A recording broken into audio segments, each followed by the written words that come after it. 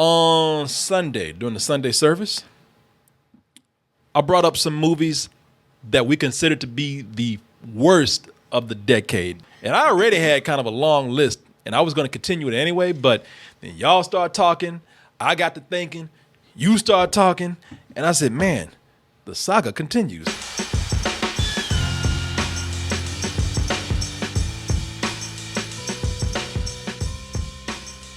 So I added to my list, and I'm going to continue with the ones that I didn't get a chance to talk about on Sunday. Because, like I said, my list was kind of long. And you have quite a few on your list, too. Mm-hmm. But let's go ahead and kick off the list with the movie that, this is one that you guys reminded me about. And again, it's not just a movie. It's a series. It's a franchise, if you will. And I'm talking about this series right here.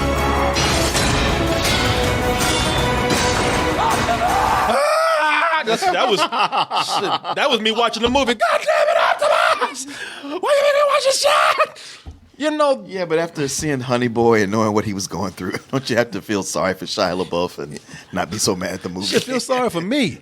Both him and I were looking like this. How many more of these movies, they actually do some incredible things. Like, they make these trailers. They make these trailers look so badass. They make them look so cool that they make you forget just how stupid these movies are. Because almost every one of them comes out, it looks so cool. It's just kind of like, oh, well, maybe this will be the one. Uh-huh. Maybe this will be the one that's going to be good. He going to come around. He going to listen to fans. He going to care about story and, things that actually make a movie. No, he just still wants to just blow up shit. Every now and then, Michael Bay, with the right project, he can turn numbing, senseless violence into beautiful art. Yeah. We just talked about Six Underground right here. He can take mindless, mind-numbing violence and make it beautiful. Every now and then, when he really puts his mind to it, he can tell a story. You remember Pain and Gain? Yeah. Really? Yeah, but he had to really put his mind to it. Really had to squeeze that shit out. Just stay focused. Right. He had to squeeze it, try real hard. Unfortunately, this shit ain't that. He don't care about a story at all. It is something about these goddamn robots here that bring out the worst in the ugliness in Michael Bay. Kids have loved these movies. Not only they love the robots, but they love Michael Bay's weird horniness. Yeah. Kids are like, you goddamn right, I love these movies. I get to see Megan Fox with her ass sticking out. Megan Fox acted more with her ass than any other part of herself in these movies. That weird shit right there. Also brings out, getting to what you said, and you notice in every one of his movies, except maybe for recently, he's been trying to diversify, but a lot of his movies just have the ugliest racial stereotypes in them. Yep. Like this dumbass minstrel show with these minstrel bots up in here. People call them the Negro bots. Yep. Up in, I don't know which Transformers is. I think it was Revenge of the Fallen. Yeah. This nigga's gonna give me a heart attack, I swear. That's because you the worst. You hear him? Even the guys talking like Fonzie. You're gonna give me a heart attack, I swear. He can. Danny Zuko. Yeah. What are we gonna do with this shrimp taco? Just bumper capping his ass, throw him in the truck, and then nobody gonna know nothing, not me. Yeah, not in my trunk. Bumper car? Gold teeth and everything. And the most insulting thing about it, a lot of people forget, those two who were just caricatures of ignorant ass ghetto people. By the way, ghetto people even ain't that ignorant, man. They took every ugly stereotype about being ignorant, ghetto, and black, and had it voiced by a white dude. Yep, people forget that SpongeBob actually did the voice for both of them. Oh, for both of them? I think so. Tom Kenny. Yeah. Maybe he didn't. I don't know. But the main thing with the series is that it's just mostly stupid. Yeah. It's stupid. I hate to the jokes are terrible. They're slightly offensive, but terrible. I mean, it's all frat boy type humor. It really is. And then the story, the plots don't make sense. The characters aren't consistent. Optimus Prime can fall from the sky, but then we see him fly later in the movie. So it was like, what was that all about? Yeah, that motherfucker been struggling with gravity through this whole series, and one day he just, oh yes. Everybody's like, you don't see that? He looked like, oh, I forgot I had these. He gets respected actors to come in and be buffoons. But then you get actors like Marky Mark to be scientists. But he's a buff scientist, you know? But he puts John Turturro on a thong. Yeah, exactly. This is Michael Bay's world, man. Yeah. And not only that, you know what? I like the way that shit became normalized after a while because at some point we found out that, you talking about science? We found out that the Transformers actually hung out with Merlin and the Knights of the Round Table. What? Yes, because they weren't fictional characters. Because they were, magic was real, and they hung out. They were Knights of the Round Table themselves. Oh my God. Bay just stopped giving up. He's like, write whatever you want to write. I dare you. Give me anything. Give me anything. As long as I can blow shit up, I'll make it work. Give me the craziest Mad Lib type of script you got. No, you know what? I'm just going to fire the writers and put just ideas in a randomizer. Yeah. And whatever comes out. But it's not. Yeah. Roll the balls. They come out. All right. But then I could have taken that. I was like, all right, we're going. This is a fantasy already, so we're going to the fantasy world with Merlin and the Knights of the Round Table. Sure, why not? But then he tried to come in and say, oh, but no, they actually helped out with factual historics. You know, if y'all remember, in last night, not only did the Transformers help out with certain parts of history, like fighting the Nazis in World War II, but they also... But every legend has a secret. Did you catch that? Did you catch that? Douglas? They also helped fight slavery. Yeah. Well, they sure took the sweet ass time. God damn. How long does slavery last? I think some of them were masters. That's how slavery lasted so long. Yeah. How you think it lasted for 700 years? They had robots making us pick cotton. They had Frederick Douglass up here. They helped Frederick Douglass, what, comb his hair? Because they sure didn't do anything to help slavery. You know. And this is what I'm talking about. They had to hire Anthony Hopkins to make him get up there and try to sell that story. And even then, it's like, shut the up, Anthony Hopkins. Really? You want me to? Okay, I guess. Yeah, all right. That's the bottom of my list right there. Like, damn, you just starting off with that? What else we got? Well, let me move on to my next one right here. So my next one right here is Ridley Scott's brown-faced epic, Exodus. Our leader would be born to liberate us. That leader is you, Moses. This gets the honor of being the biggest slap in the face of 2010, or the 2010s. This was, this is the biggest. Wow, you got some nerve of the 2010s.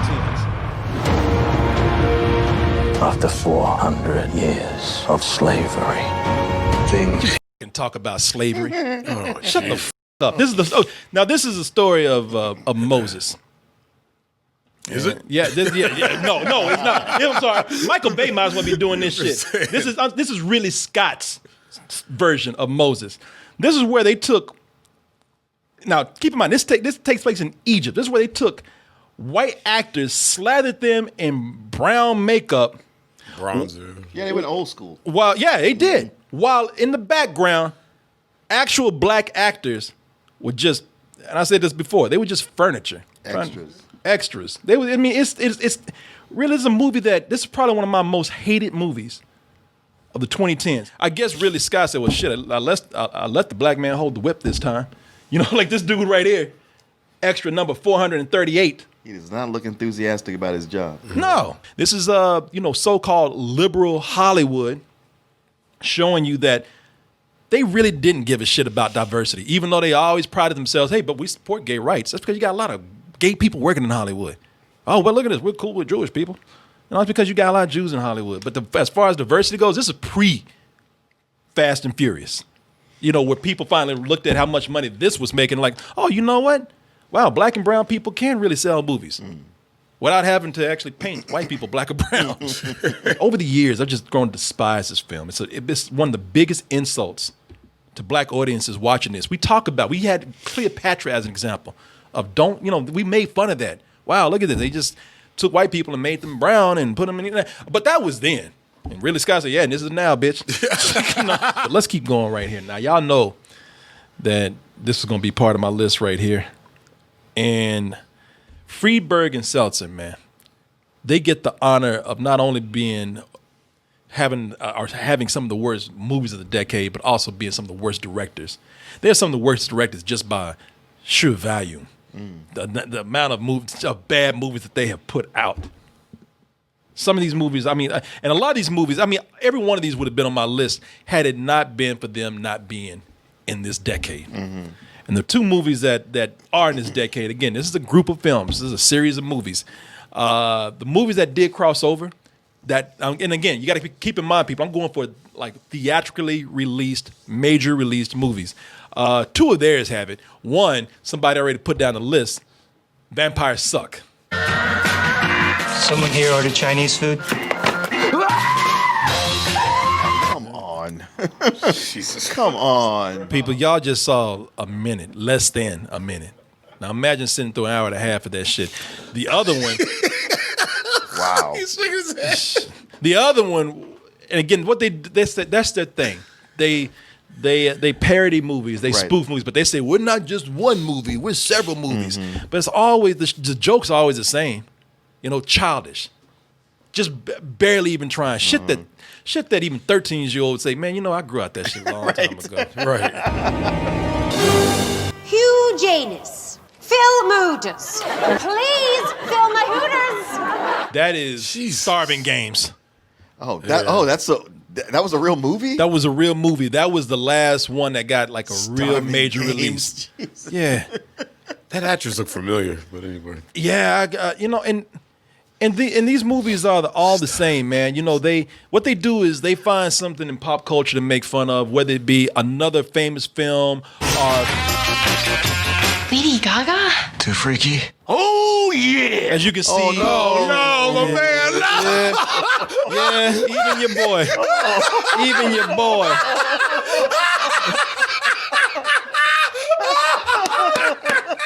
And like, I like when Martin's like, not him too. They didn't get you too. Oh, man, you making money. You ain't got to do this shit. You're like, why y'all do them like that? But they either bring in people who are on the ups, or they make fun of like pop culture stuff, like movies that are made, or pop culture icons, singers, actors. You know, and that, you know what? That gives this series of movies a shelf life of 6 months. Yeah. Because they just make fun of everything that's immediately funny. Right.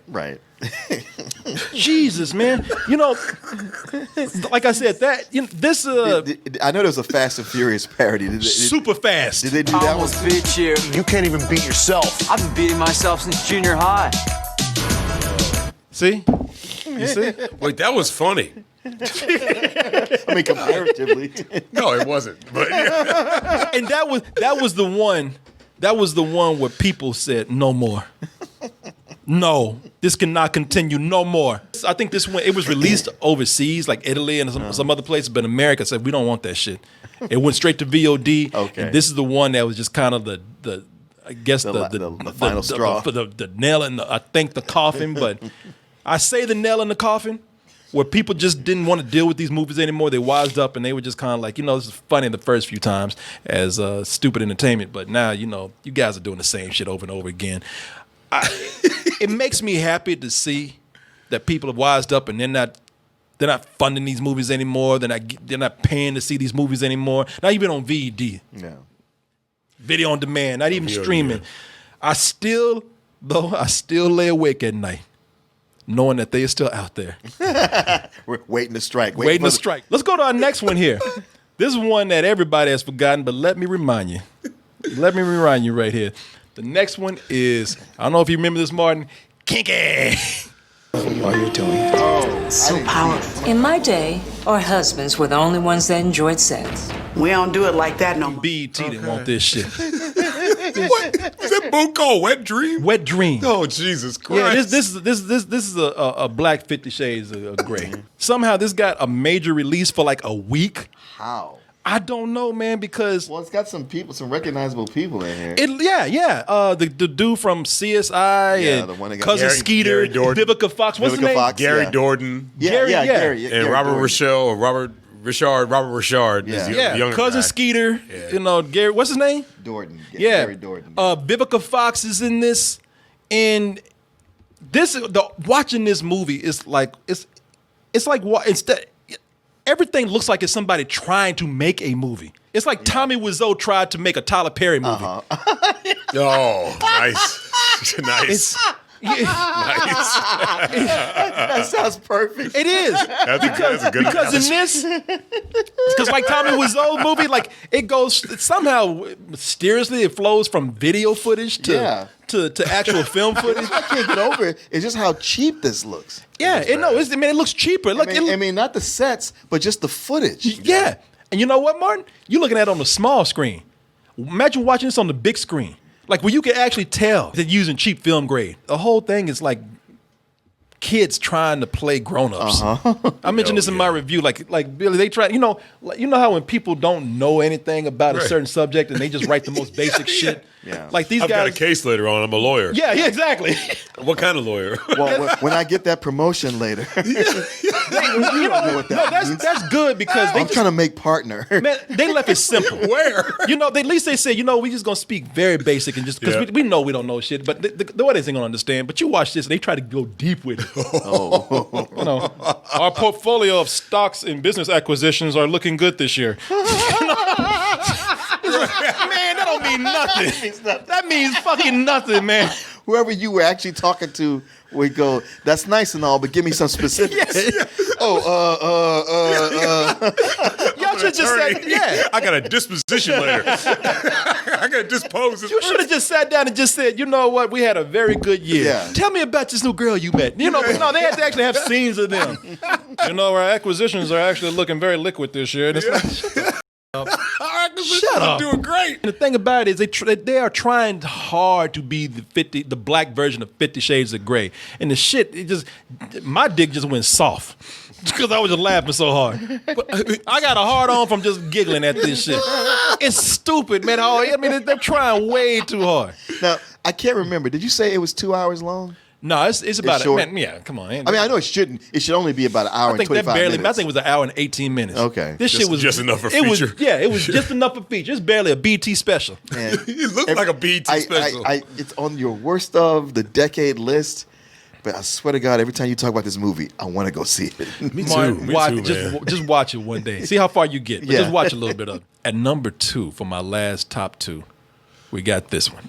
Why didn't you call me? Wait a minute, did I not? After sex, do you know that? Like a baby. Oh, my soul's so dark because you saw some bats when you were little, you pussy. I almost admire this movie. I've never seen so many A and B and even some C. They can put a whole alphabet of actors. Almost all of Hollywood they got to be in this. I have never seen so many A-list actors embarrass themselves all in one package. It was so horrible. It was Especially the way it starts with Hugh Jackman and Kate Winslet. And Kate Winslet when they were at the top of their game at this time. Top.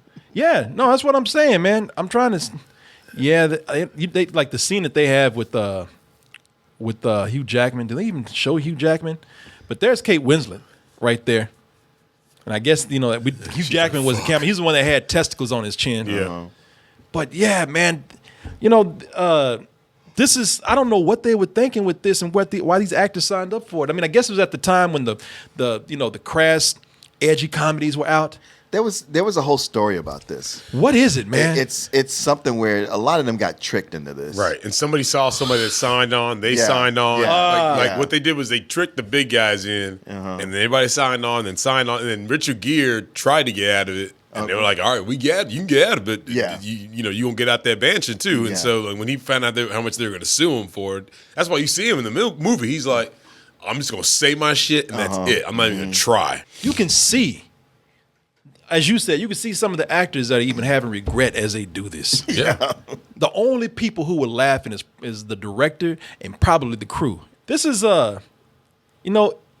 it's so, and you know what? The way I judge this about this being one of the worst. I told you. Ain't this about a bitch? You can see this shit. He wants you. He's making a face to say clearly they made me do this. Yeah, and it's and what makes this my number 2 up on my list is that it is painful to watch alone, but it's just embarrassing to watch with an audience. It's the equivalent of watching porn with your mom. And if you are watching porn with your mom, then you're fucked up. And that's what this is if you're watching maybe this. your mom is hot. Yeah, but let your friends watch it with her. You ain't gonna be watching it with her. They tried to make Kentucky Fried Movie. Yes, exactly. Yeah, see what they did. And I bet you that's how they sold on the big people. It explores the subtle nuances of interpersonal relationship. But what they forgot to do was be clever. Yeah. You can be nasty, you can be dirty, you can be childish, but if you're clever, If you're clever, it mitigates all that. It makes it even funnier. yeah. I'm gonna wrap this up and put my last one in here. And that last one is, let me see. Oh, and some of you already know. If you got one left, you might have forgotten something that we put in our list. You wish you could put them on yours, but if there's one more left, then this absolutely has to be it. From Vince Offer, the guy that brought you the slap chop. Was that the guy from Shamrock? The most inappropriate comedy ever. Inappropriate comedy. This is the worst. This is the movie that makes me not hate movie 43 as much as I probably should. Yes. Because this, besides being unfunny, I mean, it didn't have the A-list actors, but it had recognizable people and an Oscar winner in it. Yep. Oh, and Jesus. the comedy's not only is it just not funny, but it's offensive across the board. This is similar to movie 43, except that it's weirder. It's because of the way it even starts out. I don't get it, man. I don't even understand the concept. At least movie 43 says, "Hey, we just created an anthology of bad comedy." This tries to bookend or connect this is also a comedy anthology, but they try to connect everything by having Vince Offer sitting in a sewer with a tablet. Punching apps, right? He's opening apps, and every app is a story, a different short or feature or something, and all of them are terrible. First of all, he even upped. Let me change that. He did not up the movie 43 with the number of A-list actors that they had, but the ones that he did have, boy, he tried to their careers up, man. Sure it's did. like, how did you get this? They have Adrian Brody as a guy named a horrible gay stereotype called Flirty Larry, I believe. Yeah. Go ahead, make me gay. And it gets worse. It get like like he's trying to hop a fence and they shoot him in the ass, and of course it shoots right where his asshole is. You know, it's Adrian Brody. Did the ShamWow sell that much that you could pay him out? He had the Academy Award before he did this. Yes. You read good scripts. Your agent says, "No, my client is Academy Award winning Adrian Brody. We don't accept everything." How the did you? I mean, maybe the offers did drop off after a while. The other thing is that this is way more offensive than movie 43. Movie 43 is just offensive. I mean, from being bad quality. Yeah, they're doing edgy / childish jokes. Yeah, and it's not well written enough to balance it out to make it funny. Yeah, no one's personally offended. They just say, "I'm offended just by how bad you made this. I would expect better out of you and the cast." Yeah, you're doing toilet humor. The talent that you have. Yeah. But here, no, man, they totally they went out of their way. They went out of their way to be offensive, and they don't understand. And I always say this word: they just miss one thing, and it's very important. Look, if you're going, I have nothing against race humor. I have nothing against gay humor, handicap humor. Everybody should get it. But you got to understand one thing when you do it.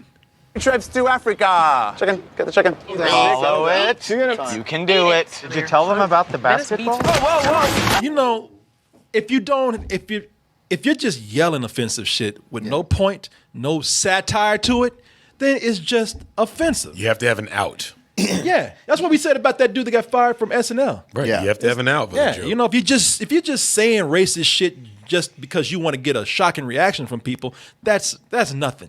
Everybody's not Sacha Baron Cohen, who knows how to come in, say offensive stuff, keep it going, have a point to it, and make it funny. Yeah. I mean, Ari Shaffir. Was that his name? Yeah, Ari Shaffir. Yes, introduced me to Ari Shaffir. And I'm just like, man, I don't know him, but I hate this guy. But then he was doing the Jewish ones, and it's like, yeah. Am I not supposed to think that you're not Jewish, dude? Because you're so clearly Jewish. Yeah. Well, he did jokes. He did a lot. He covered a lot of people. He did to Asians and you know, and I'm because we're not just saying it just because it's black. Like he all of this is offensive. Yeah, it's him getting somebody there saying something offensive to them, so to make us laugh at either. I don't know. We're supposed to laugh at the offensive thing he said or how he's making this person mad. And then when they do have a natural reaction of getting angry, he's like, "It's just jokes, dude." Yes. Like, fuck you. Yeah. I didn't. See, that's what I'm I didn't saying. start a conversation with you. Right. Like they did something called black ass in this, and I wasn't even offended by that. It was like that's a joke that had been made before. It's been made before, so they've been lazy with that. I wasn't even offended by that black ass. I was like, all right, you're doing a take on Jackass. That's kind of funny. I get it. So I wasn't even offended by that. So don't think we're being sensitive. No, but like Tracy Morgan had done like a 15-second skit with that. Yeah, Jimmy so they Kimmel even or something, stole. right? Yeah. But this whole thing, like the just the lazy gay humor, that shit's offensive. When your shit is lazy, it's offensive. Right. I mean, what makes Flirty Larry gay is that he wears pink pants. Yeah. Okay. And he makes gay It says nasty innuendo. things. And he's always alluding to sucking dick. For Vince Offer, the ShamWow guy, the chop slap guy, the slap chop, whatever. Y'all might remember he got his ass beat. He got his lip bit by a prostitute. Hell yeah. And he went to they both got arrested because she bit his lip. He beat her down. They both had mug shots. I don't want to put her up because she didn't do nothing wrong as far as I'm concerned. Good for him. He should have bit that lip off. I don't. But I saw this. I'm like, man, for this movie, you probably got what you deserve. He ain't making another movie, but 2019, the ShamWow is back with Vince Offer. Oh no, not another nasty flood. You're wasting beautiful bath towel. It's new and improved. Thicker and now even more absorbent than the... Yeah. Okay, good. That's how he talks. Yeah, it didn't used to be. Yeah, it is. Yeah. She Forget must about have it. punched him in the throat, too. Martin, let me bring some of yours up real quick. Let's start out with a Rob Schneider classic. Life can be a real bear. Why didn't you take a picture? It'll last longer. That edgy topical comedy. So Martin, a lot of these I totally agree with you. I saw this. This is one of the worst animated movies of the decade, in addition to being one of the worst movies of the decade. And I know they've made some. I mean, I didn't see Arctic Dogs because it looked like it could be a sequel to this. This is better. This is the very definition of cheap, poorly written animation. It's generic in its best moments, and most of the other time, it's like, wow, y'all spent no time even animating it, let alone rendering. I mean, I don't want to harp on that always, but come on, if you're going to release something in a theater, there's a certain level it needs to be. It can't decide what it wants to do, what it wants to say, it wants to be environmental, but then it's about a polar bear that comes to the city and gets famous because he does a dance. Like who sits down and comes up with that? Coked out producers. Yeah, exactly. These are a group of producers who say this or get a committee together. Okay, guys, what can he do next? Hold on. While you think about that. Yeah. Okay. Shit, all right. Hit me. Their desk probably looking about like this scene right here. Let's go ahead and get to another one right here. This is one that, again, I know I didn't put some on my list because you would get them, and we're just in complete agreement about these movies. And this is the one that I'm glad you made a list because I said, man, I can't believe that I forgot to put this down. I despise this film. Best I ever trained. Nobby? Oh my God. Yep. You said that right. I didn't know you ever saw this. Oh yeah, I saw it. We talked about it. Okay. Yeah, man. This is where I don't know what happened. It seemed like just Sacha Baron Cohen just gave up. Like he had too much money, so he just got completely lazy with his writing. Well, here's the thing. Like before he made Borat and the whole series of movies like that, Bruno, he'd done one for the Ali G character. The original character started it all off in the house with Ali G. Right. It's actually pretty terrible. The Ali G movie? Yeah. I heard. On cable because it's scripted. It's not him doing his thing, his ambush, you know. Yeah. So it's not surprising that, okay, his scripted stuff wouldn't be that good. But like he came up with The Dictator, his first scripted movie after the live action stuff. and the reality stuff, and that was pretty bad. And Bruno, I didn't like Bruno. Bruno has its moments, but it's nowhere as good as Borat. Yeah. But yeah, the first thing he did was The Dictator, which we thought, okay, maybe he's doing another one of these. No, it's scripted, and it's kind of lame. Actually, it's very lame. The best thing about it is Jason Mantzoukas being there. He's the one who's funny. Yeah. But it's just like, all right, I tolerated. I made it through. This shit here, the Brothers Grimm. This is every part of this is bad. It's a lot of dumb slapstick, and awful as a spy parody. Rebel Wilson is in it, doing.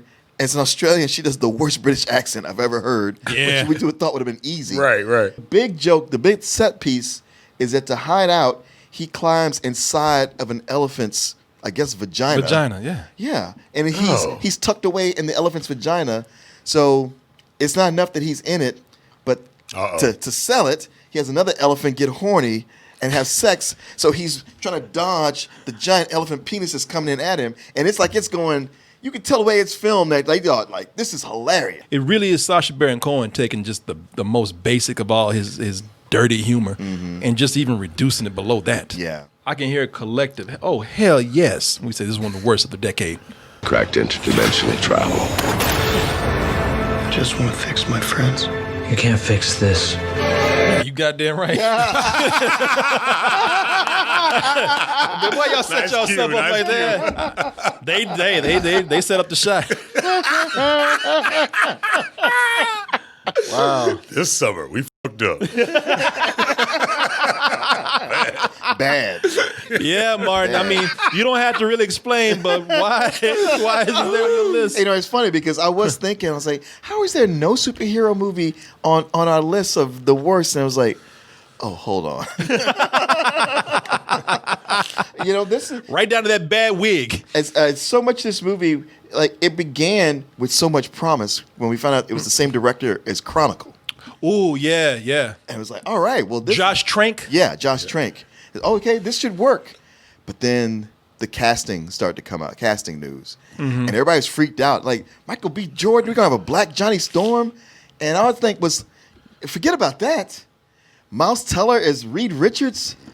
Yeah, I mean, Reed Richards is the smartest man in the world. And Miles Teller, who I'm sure has a reasonable intelligence, but he always comes off as a smart-ass jackass. Yeah, exactly. Jamie Bell as the Thing, he's a little tiny dude. What is going on here? Yeah. And then when they started showing, people like, well, here, you got to see them in their costumes, though. And you see that picture of the Thing. It's like, oh, my God. This is getting worse and worse. But that's okay, though. Those things are superficial. They got a good script. They got some good effects, some good action. All will be forgiven. Eat all my words. They had none of that. None. Zero. The story makes no sense. The dialogue's horrible. Okay, Michael B. Jordan and Kate Mara are brother and sister, and zero explanation. Nothing. Yeah. And forget about that. They don't say somebody's adopted, or they hint at it, but you know. Yeah. No. We see two grown men winning a child's high school science fair. Ain't anybody buying that. These are college students. These ain't no goddamn high school students. The changes they made to the origins, to the characters, were all made things worse. Like I'm not such a canon queen, and I'm like, man, you got to do this. It's got to be this. It's got to be this. And I'm like, hey, I've read that. If you got some interesting changes, let's see them. Let's go for it. Right? We can write a new mythology based on this. That's not what happened here. And you ever see this movie? No, I didn't. Everybody that year put this on their worst of the year. Yeah, this was one of our most watched reviews. Watch live because people want to see us just bash the out of this. Oh, this one. This shit here. Oh, this shit here. Yeah, this one.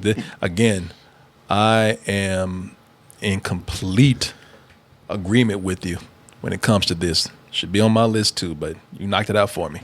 You've traced his bloodline back 500 years. You're about to enter the Animus. What you see are the memories of your ancestor. And a very shitty film. Is that my girl? Yeah. Cotard or whatever. Yeah, Marion. Yeah. Why do it like that? Oh, yeah, man. Don't do my girl Tears like for that. her, none for Michael Fassbender or Jeremy Irons or Brendan Gleeson. Yeah, Michael Fassbender had to suffer the most. Yeah, Michael Kenneth Williams on. Yeah. I mean, that's Give me a second. I'll get to them. Them too. I mean, that's anybody can make a bad video game movie. In fact, most people do. Yeah. But it's another to get this level of accuracy here. I know everybody wants to get a good video game movie, and just from looking at it, you think this is the one, man. This is the one. This set that whole thing back. I mean, really, watch this. You're like, I think maybe making these video game movies is a really, really bad idea. We've done the best. There's no point going forward. Now, at the time watching this, I didn't realize some of these elements actually are from the game. But to me, to watch this, I would never play this game. This is stupid. This is another thing where you had perfectly good source material, and you made it worse by trying to change around because for some dumbass reason you thought audiences will like our version better. Meanwhile, your audience are the people who play the game. Yes.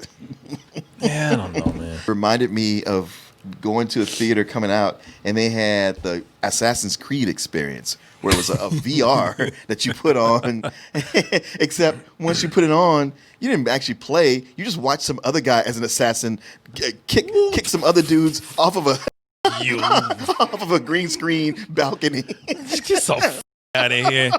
That cheap ass. All right, Martin. Here's another one a lot of people would agree on, yo. We had a good time tearing this shit up.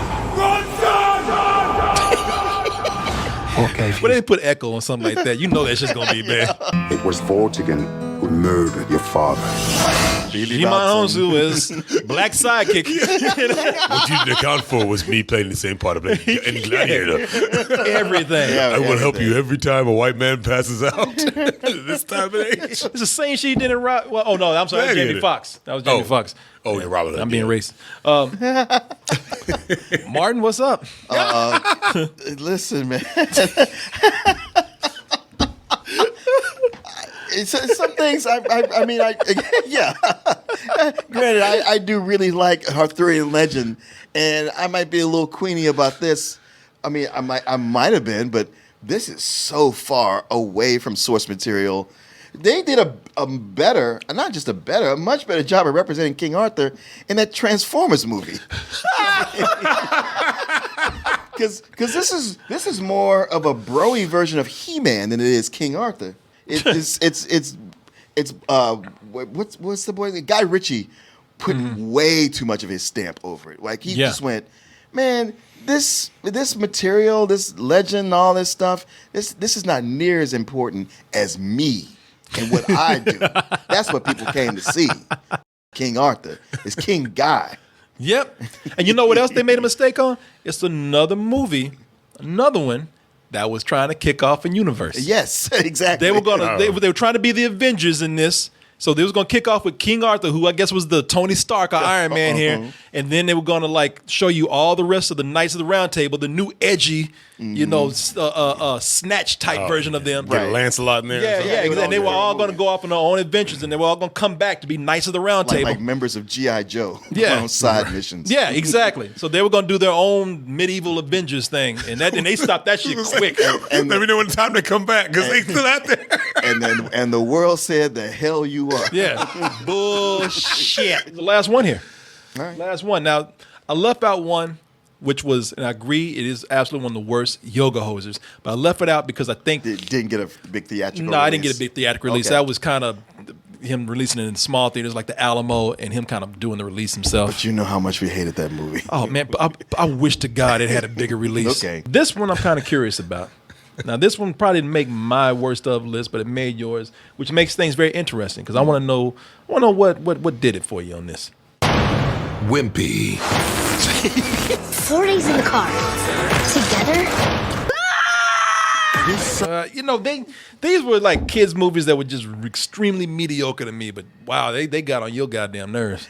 Man, look, I'm not even mad at this movie because we all had a great time watching it. Especially this one. Yeah, this one. And we got lots of mileage out of it. But that doesn't mean that that's not one of the worst movies. They say, is this the movie with your boy? I ain't even saying who it is. Oh, yeah, I ain't talking about, I ain't saying nothing, but yes. Yes. There's an extra in the movie that we were actually kind of praising, but I got in trouble for saying something. Yeah. So I'm not going to bring him up. But it is funny when you watch a movie and you notice the same extra in several scenes. It's so poorly put together, but I don't hate this movie. All the other movies I hate. This one is like, you're fun to watch, but come on, man. You know what you are. Yeah. Well, there you go. Now, you name some that you guys are naming a lot, like Snowman. That's the one. I'll talk about that on another show. Snowman? I thought about that. Snowman is absolutely one of the worst movies of the decade. You were absolutely right. Double whammy on your boy Fassbender. Man, yeah, that's right. He did not have a good decade. Yeah, a lot of stuff. Like the chat says, literally an unfinished movie. Should have probably been on our list, but we appreciate it. You named things like Alvin the Chipmunks, The Road Chip. Mm-hmm. That who did that? Uptown Funk. Who was it? Bruno Mars. Bruno Mars. Mark yeah, doing Mark Ronson featuring Bruno Mars. Them doing that version of Uptown Funk, doing it. It sounded like Bruno Mars sped up. That I had a hangover watching that movie. I remember even sitting by a kid. You know what? I'm just going. That'll be the last one. I mean, that movie was. I mean, that song was way overplayed by the time they got to it. Oh, and that was the one where it said, "Okay, when the Chipmunks do it, stop. The shit is done."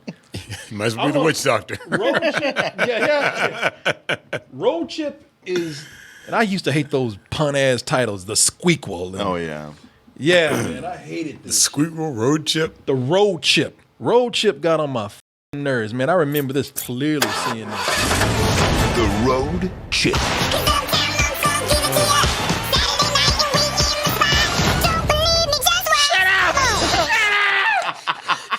Oh God, man! I had the biggest hangover watching this. And I knew I had to go see this, and I don't know what I was thinking. I wasn't, and I had the biggest hangover coming. Hoping you still be drunk the next morning. I wouldn't get up. No, man. Friday Corey don't give a two shits about Saturday. About Saturday Corey. I'm surprised you didn't wake up with a note next to your pillow going, "Deal with it, mother." You done did it again. Magoo, you've done it again. Yeah, this shit though. I remember watching this and they started singing Uptown Funk and I was sitting next to a kid and this one of the few times that I actually feel bad because it was a kid sitting next to me and I in front of him, I even said, I was like under my breath but loud enough to be heard, like, man, shut the f up. Jesus. And even the kid looked at me and was like, what the f? Somebody told you bring your drunk ass in here. Yeah. All these goddamn chipmunk movies I hate. Yeah. I mean, that's probably one that I said, man, maybe this one's okay. I think I might have said that, but this one. There's a couple moments in the first one. Okay. A couple. But this shit I despise. But the next one you had the girl chipmunks coming up. Yeah. Please stop.